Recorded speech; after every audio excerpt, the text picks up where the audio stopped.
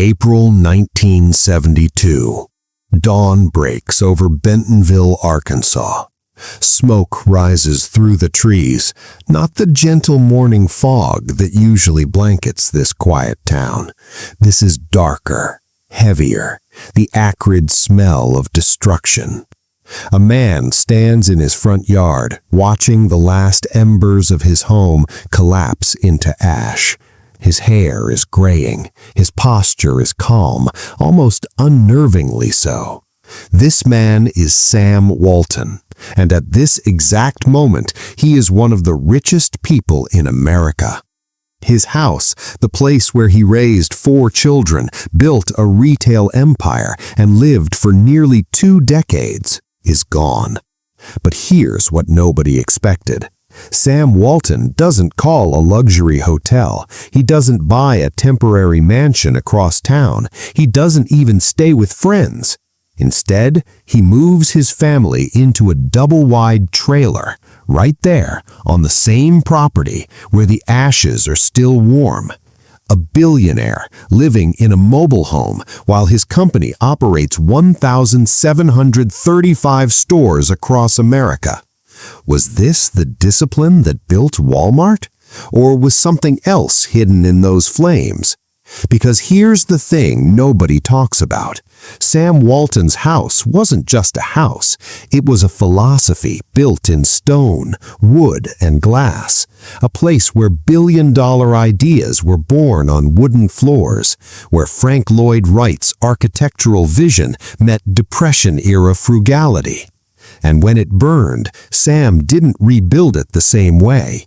He rebuilt it better, but still simple, still modest, still strange. Why would the richest man in America refuse air conditioning in Arkansas summer heat? Why use cheap veneer cabinets when he could afford solid mahogany? And what really caused that fire in 1972? You're about to discover a story that most people never hear. Not about Walmart, not about billions of dollars, about a house, a fire, a choice, and the man who proved that true wealth isn't what you own, it's what you refuse to buy. This is the story of Sam Walton's Bentonville mansion. The one he built, the one he lost, the one he refused to replace with luxury. Let's go back to where it all began. March 29th, 1918, Kingfisher, Oklahoma. Samuel Moore Walton is born into a world that doesn't promise much. His father, Thomas, is a farmer, but farming in Oklahoma during the early 1900s is brutal. The land is hard, the weather is unpredictable, and the money? There isn't any. So Thomas Walton does what desperate men do. He goes into farm mortgaging. Working for his brother's company, he becomes the man who forecloses on farms during the Great Depression. Think about that for a moment. Sam Walton's father took farms away from families who couldn't pay. He watched neighbors lose everything. He saw what happened when people couldn't afford the basics. That image, families losing their homes, their dignity, their hope, would haunt Sam for the rest of his life. But here's where the story gets interesting. Most kids who grow up watching poverty either become obsessed with money or terrified of it. Sam Walton became neither. By age 8, Sam is milking the family cow every morning, bottling the surplus, delivering it to customers before school. By 10, he has a paper route, Columbia Daily Tribune, thrown from a bicycle at 5 a.m. By 12, he's selling magazine subscriptions door to door. By 13, he becomes the youngest Eagle Scout in Missouri history. This isn't child labor. This is character formation. Sam learns 3 lessons before he's 14. First, people will pay for consistency. His milk customers knew he'd show up every day, no excuses. Second, small margins add up. A few cents per paper route, $1 per magazine subscription, compound over months. Third, face-to-face matters. He remembered names, asked about families, built trust. But there's something else happening here, something deeper. Sam isn't just working to help his family survive. He's watching, studying, learning how people make decisions. Why does Mrs. Henderson always buy 2 bottles of milk on Fridays? Why does Mr. Parson only subscribe to magazines with discount coupons? Why do people walk 3 blocks farther to shop at Johnson's store instead of the one on their street? These aren't just random questions from a curious kid. They're the questions that will eventually build Walmart. 1936, Columbia, Missouri. Sam Walton graduates high school, voted most versatile boy. Not most likely to succeed, not best student, most versatile. That word matters. Versatile doesn't mean perfect. It means adaptable, willing to try anything, comfortable in different roles. That's the trait that will let him sell discount goods in small towns when everyone else is building department stores in cities. After high school, Sam does what smart kids from poor families do. He goes to college. University of Missouri, ROTC scholarship, economics major. But he's not there to party. He waits tables in exchange for meals. He joins Beta Theta Pi fraternity, not for social status, but because fraternities had meal plans. He gets tapped by QEBH, a secret society for top seniors. He becomes president of the Borough Bible class. And somewhere between washing dishes and leading Bible study, Sam Walton figures out what he wants to do with his life. He wants to be in retail. Not because he loves selling things, because he loves serving people. 1940, Sam graduates with a degree in economics. 3 days later, 3 days, he starts his first job. J.C. Penney, Des Moines, Iowa, management trainee. Salary? $75 a month. That's about $1,600 in today's money for a college graduate working 60-hour weeks. But Sam doesn't complain, because at J.C. Penney, he learns something that will change everything. J.C. Penney had a revolutionary idea for the 1940s. Treat employees like partners. Store managers could buy stock in their locations, profit sharing, equity stakes. This wasn't just generous, it was smart. When managers owned part of the business, they cared more, worked harder, long term. Sam watches this system work. He sees how ownership transforms behavior, and he files that idea away for later. But then, 1942, Pearl Harbor, America enters World War II. Sam resigns from J.C. Penney, not because he wants to, because he has to. He's drafted. U.S. Army Intelligence Corps, supervising security at aircraft plants, Fort Douglas, Utah. He rises to the rank of captain. And while he's standing guard over airplane factories in the middle of the desert, he makes a decision. When this war ends, I'm going into business for myself.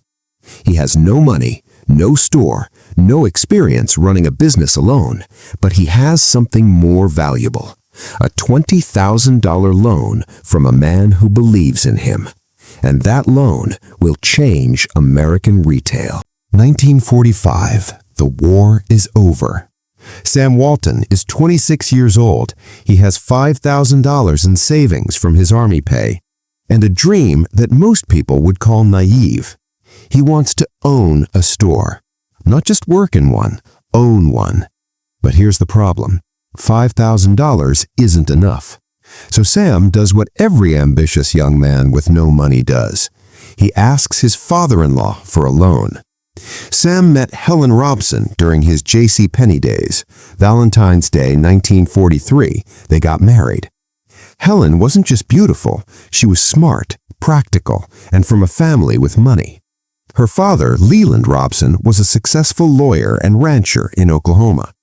When Sam explains his plan, buy a variety store, sell affordable goods, serve small-town customers, Leland listens. And then he writes a check. $20,000. In 1945, that's equivalent to about $350,000 today. Not a gift, a loan. Sam has to pay it back with interest. So at 26 years old, Sam Walton is $25,000 in debt, $5,000 savings plus $20,000 loan, before he even unlocks the door to his first store. If this fails, he loses everything, and his father-in-law loses everything, and Helen, his wife of 2 years, might lose faith in him. That's the kind of pressure that either crushes you or forges you into steel. Sam buys a Ben Franklin franchise in Newport, Arkansas, population 7,000. The store is small, about 2,000 square feet, wooden floors, simple shelves, but Sam sees potential. He has one strategy that nobody else is using, one idea that will make him rich, and here it is. Most stores in small towns charged high prices because they had no competition.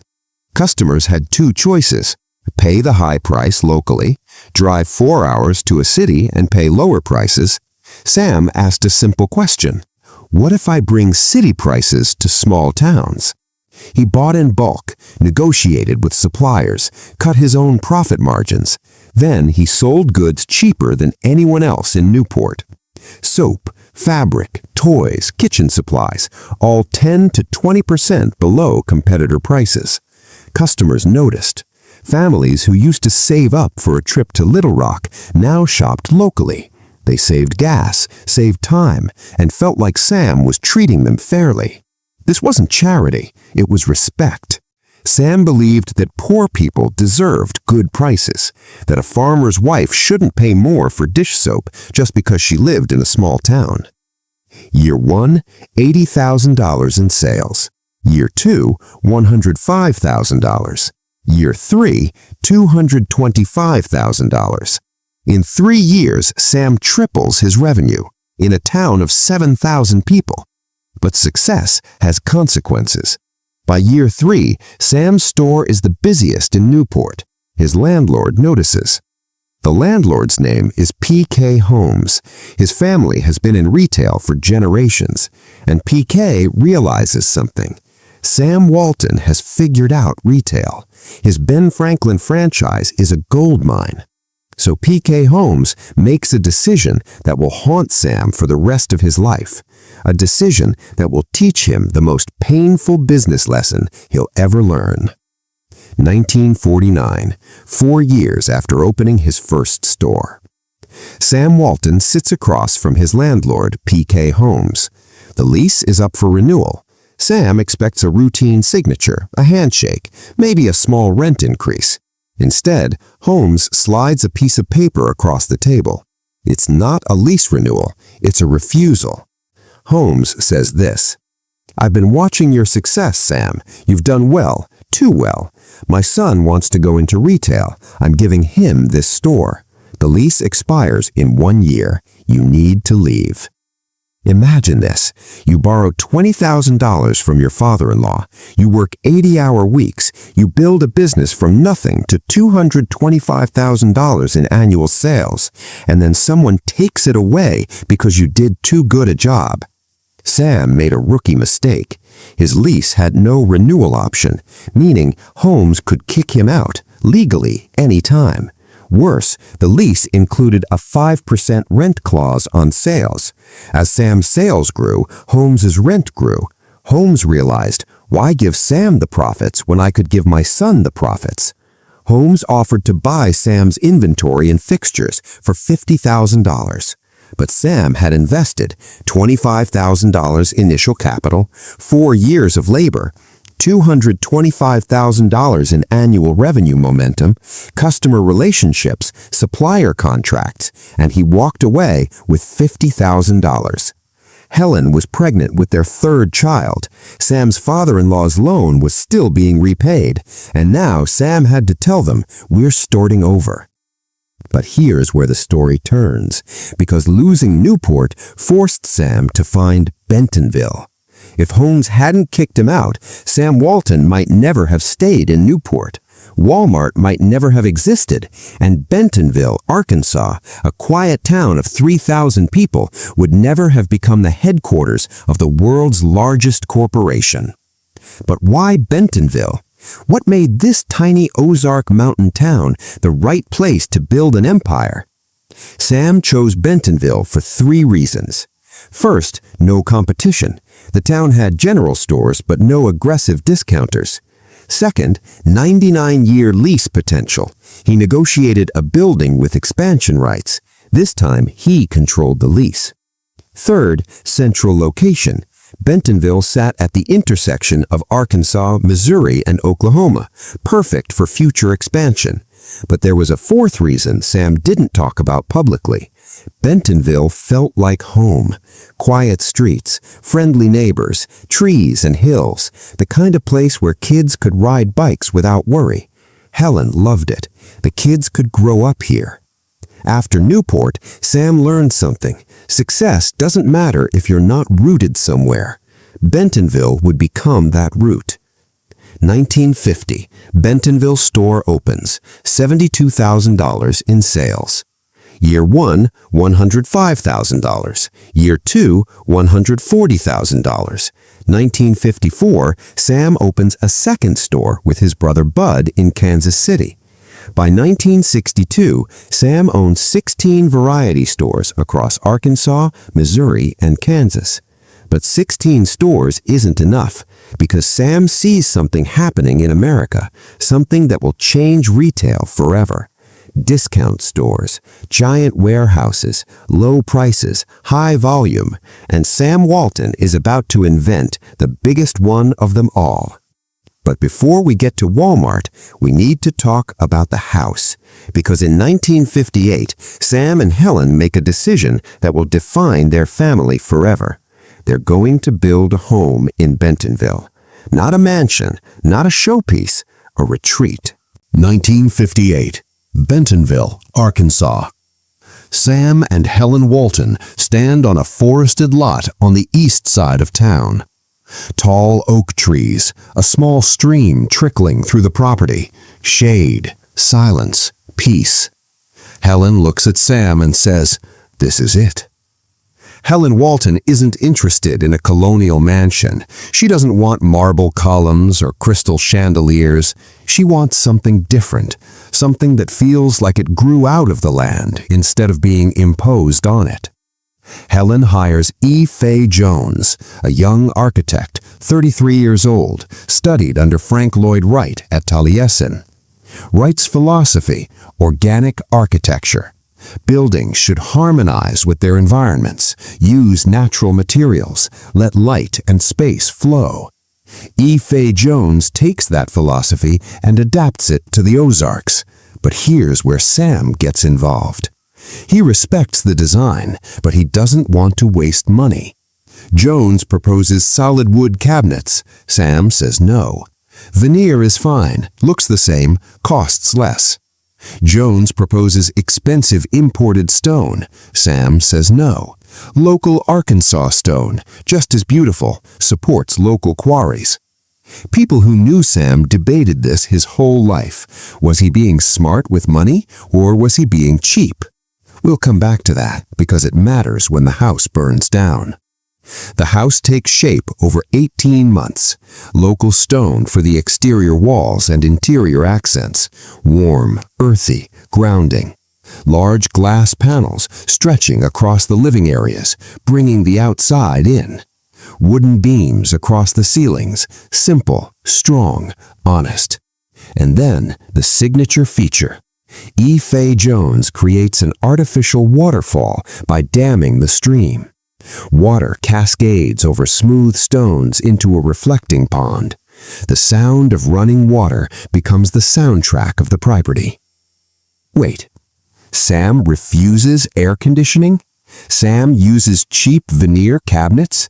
Sam drives a 10-year-old pickup truck, but he pays for an artificial waterfall? Here's what people miss. Sam wasn't cheap, he was selective.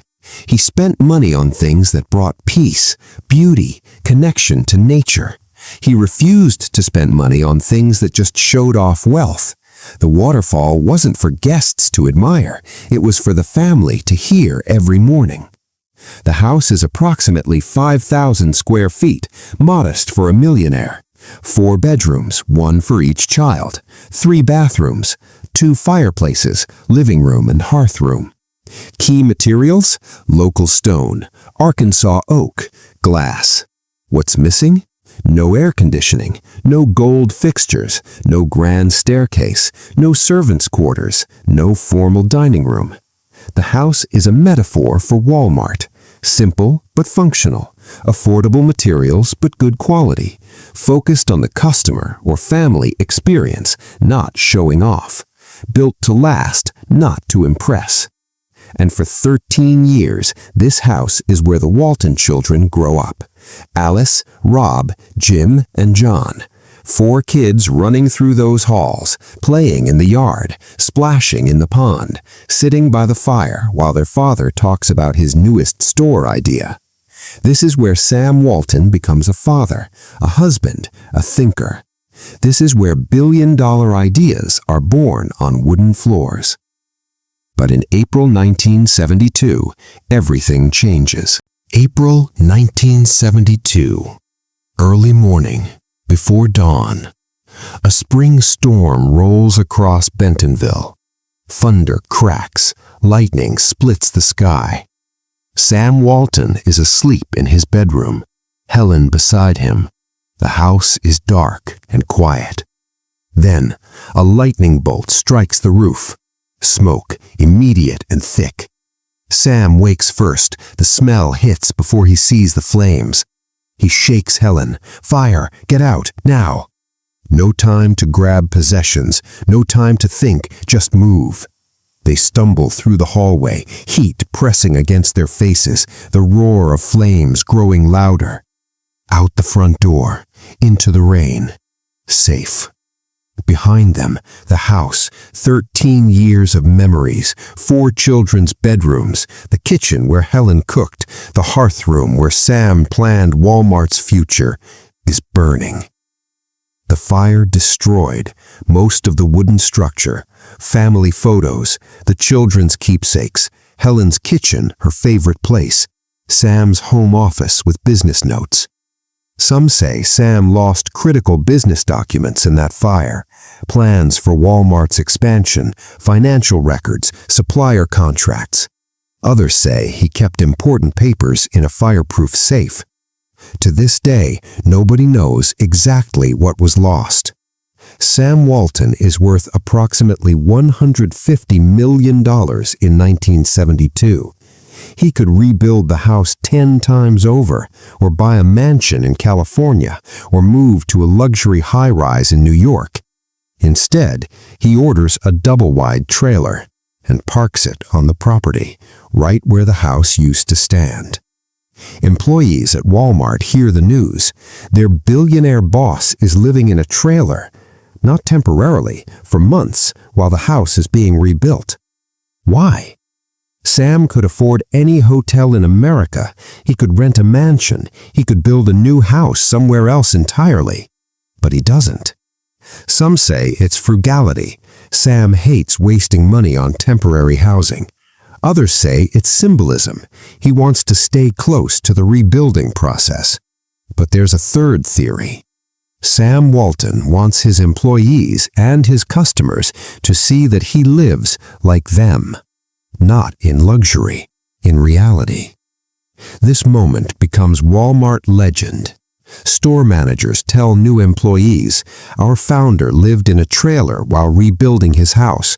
If he can live simply, so can we." It reinforces the culture. No ego, no waste. Stay humble. But for Helen, it's different. She's not making a statement, she's mourning. That house wasn't just walls and wood, it was where she raised her children, where she made Christmas dinners, where she planted flowers every spring. And now it's gone. So Helen makes a call. To E. Fay Jones, the architect who built the first house. I want you to rebuild it, but this time I want it better. Better how? Bigger, more expensive, more luxurious, or something else entirely? 1972, 1973. Reconstruction begins. E. Fay Jones returns to the property. Older now, more experienced, but with the same philosophy. Build with nature, not against it. Helen's instructions are clear. Keep the spirit, but make it stronger. Make it last. Sam, sitting in his trailer, asks the same question every week. Do we really need to rebuild the whole thing? Helen's answer never changes. Yes, Sam, we do. The second house, slightly larger, approximately 6,000 square feet. Higher quality stone, reinforced structure. New addition, central air conditioning. Helen insisted. Preserved, waterfall, pond, natural landscape. Philosophy, still modest, still connected to nature. For 13 years, Sam refused air conditioning. Open the windows, use fans, it's fine. But Helen put her foot down. Sam, we're in Arkansas. It's 95 degrees in summer, and we're rebuilding anyway. We're adding AC. Some say Sam genuinely believed AC was wasteful. Others say he was just being stubborn. But here's the truth. Sam agreed, almost immediately. Because after losing the house, after watching Helen mourn, after living in a trailer, Sam realized something. Comfort for your family isn't a luxury, it's a necessity. The house is finished. Sam and Helen move out of the trailer, back into their home. But it's different now. Not in design, in meaning. The first house was about building a life. The second house was about choosing that life. Because after the fire, Sam could have moved anywhere, could have built anything. He chose Bentonville again. He chose modesty again. He chose the same neighborhood, the same trees, the same quiet streets. That choice said more about Sam Walton than any mansion ever could. While living in this house, Sam builds Walmart into 1977, 190 stores. 1985, 800 stores.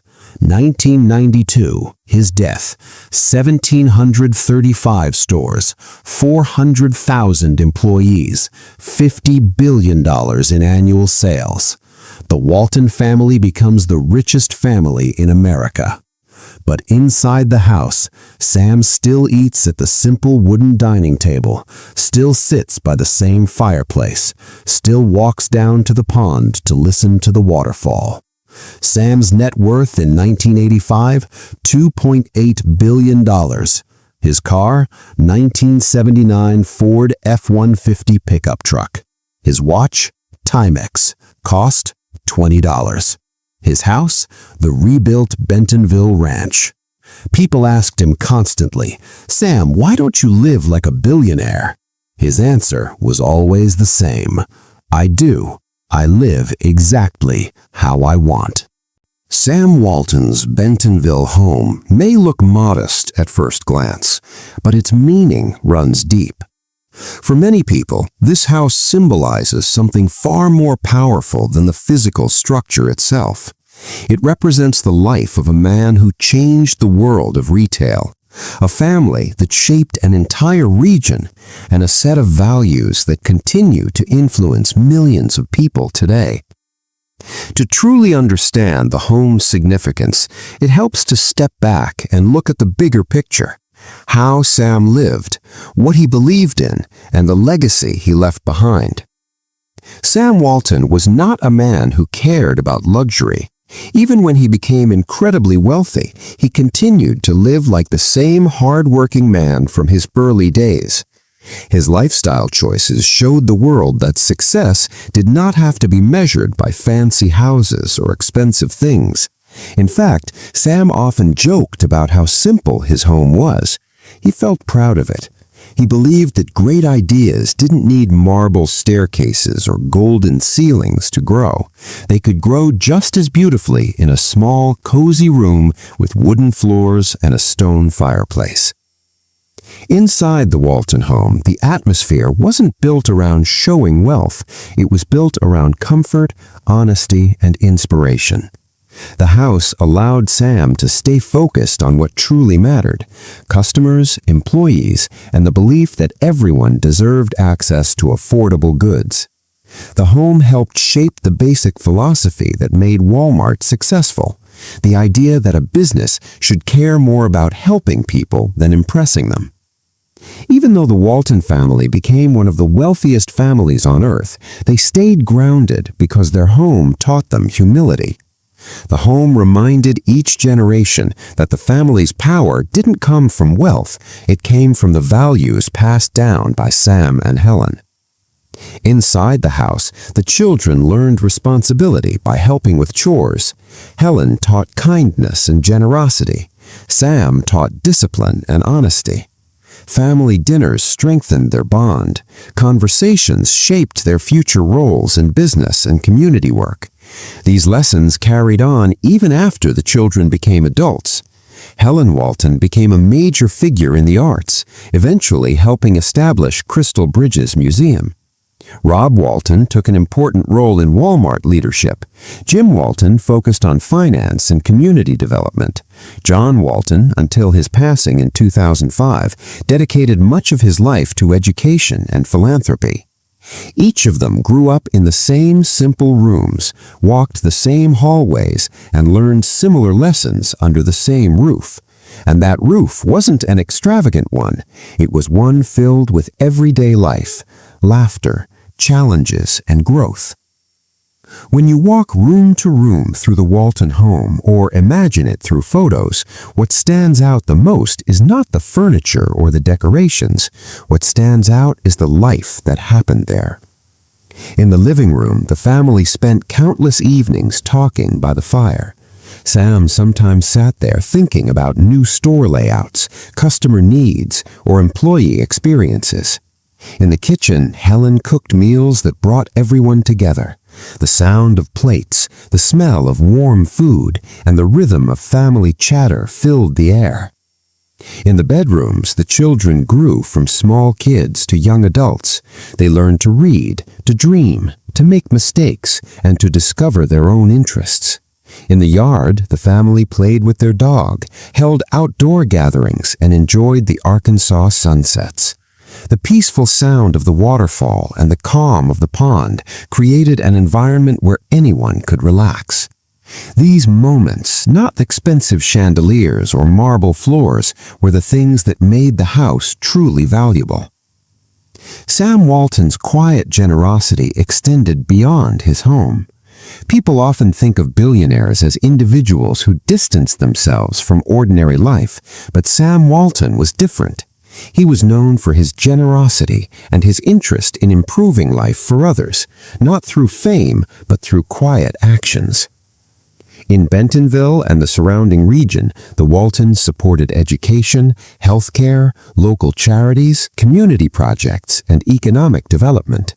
Sam never believed in showing off his donations. He simply believed in giving back. The same modesty seen in his home was also reflected in his philanthropic efforts. Even after his passing in 1992, his children continued supporting community growth. Schools improved, parks were built, museums were created, and local businesses thrived, all shaped by the values that began inside the Walton home. Although the Bentonville house looks like an ordinary ranch home, the ideas formed within its walls were nothing but ordinary. Walmart's early strategies, affordability, customer care, and employee respect were shaped by conversations Sam had at home. He believed in listening to customers, valuing workers, lowering prices to help families save, reducing unnecessary costs, and keeping stores simple and efficient. These ideas didn't come from corporate meetings or luxury retreats. They came from a man who lived in a modest house, ate at a simple dining table, and wanted to make life easier for ordinary people. This is one of the most powerful lessons the Walton home teaches. You don't need a mansion to create big ideas. Greatness can begin anywhere. People who visit Bentonville today are often surprised that the Walton home isn't a giant estate hidden behind gates. Instead, it sits on a quiet street lined with trees, blending into the neighborhood like any other house. Tourists who come expecting grandeur are often struck by how normal it looks, and that's exactly the point.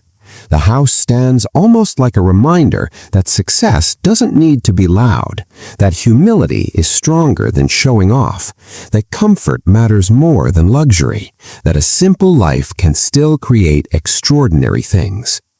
The more people learn about the home, the more they understand how different Sam Walton was from many wealthier figures. His story wasn't about chasing status, it was about staying true to his childhood values. Today, Sam Walton is remembered as one of the most influential entrepreneurs of the 20th century. His ideas changed how people shop, how stores operate, and how companies treat customers. But his Walton home reminds everyone that his success came from humble beginnings, not from opulence. As Walmart grew into a corporation worth hundreds of billions of dollars, Sam continued living in a home that looked like it belonged to any typical American family. He chose calm over luxury, real life over showiness, and simplicity over extravagance, and that choice helped define his legacy. The Walton home represents many things: family, hard work, humility, vision, community, and purpose. It shows that even the world's largest companies can grow from the smallest places. It shows that success can happen without abandoning your values. It shows that true power comes from staying grounded, even when life gives you every chance to rise above others. Those who visit the Walton home today walk away inspired, not because the house is fancy, but because it isn't. The modest design, the natural surroundings, and the simple rooms all tell a powerful story. Great dreams can grow anywhere, even in a quiet home on a quiet street. The Walton home reminds us that success is not measured by how large a house is or how expensive it looks. Success is measured by the impact a person leaves behind on their family, their community, and the world. Sam Walton left behind one of the most powerful legacies in American business history. But his greatest legacy may be the one his Bentonville home still whispers today. Live simply, work hard, stay humble, help others. These values shaped Walmart, shaped a family, and shaped an entire region. April 5th, 1992. Sam Walton dies in a Little Rock hospital, 1 week after his 74th birthday. Even in his final days, Sam reviewed Walmart's sales reports from his hospital bed. His son said he never stopped being a merchant. Was this the discipline that built Walmart? Yes, but it was more than discipline. It was authenticity. Sam Walton didn't pretend to be humble. He was humble. The house proved it. By the time of Sam's death, Walmart operated 1,735 stores, employed 400,000 people, and generated nearly $50 billion in annual sales. The Walton family's net worth, approximately $23 billion in 1992. Today, $440.6 billion, the richest family in America. But Sam never lived to see that. He died reviewing sales data, thinking about customers, planning the next store. To the very end, he was the boy who delivered milk before school, the young man who asked for a $20,000 loan, the entrepreneur who lived in a trailer after his house burned. He never changed. The wealth never changed him. And the house, the modest Bentonville ranch, stood as proof. Today, the Walton property is connected to the Walmart Museum. The original Walton's 5 and 10 downtown is preserved as a historic site. Visitors can walk through the store where Sam Walton first tested his ideas about customer service and low prices. The Peel Compton Foundation plans to transform part of the property into a public botanical garden. The house that Sam built, that burned, that he rebuilt, it's still standing, still modest, still simple, still surrounded by trees and the sound of running water. But here's what most people don't know. Hidden in the Walmart Museum archives are letters, business plans, personal notes from Sam's home office, documents that survived the fire. And they reveal something about how Walmart really started. Not just the business strategies, but the philosophy. The belief that you serve customers by living like them, that you lead employees by staying humble, that you build an empire by refusing to act like an emperor. The house wasn't just a home, it was a philosophy, and that philosophy changed the world. Because Sam Walton proved something that most billionaires never understand. Wealth isn't what you own, it's what you refuse to buy.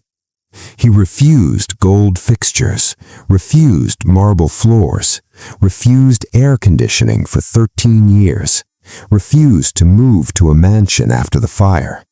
And in refusing, he built something more valuable than any palace: trust.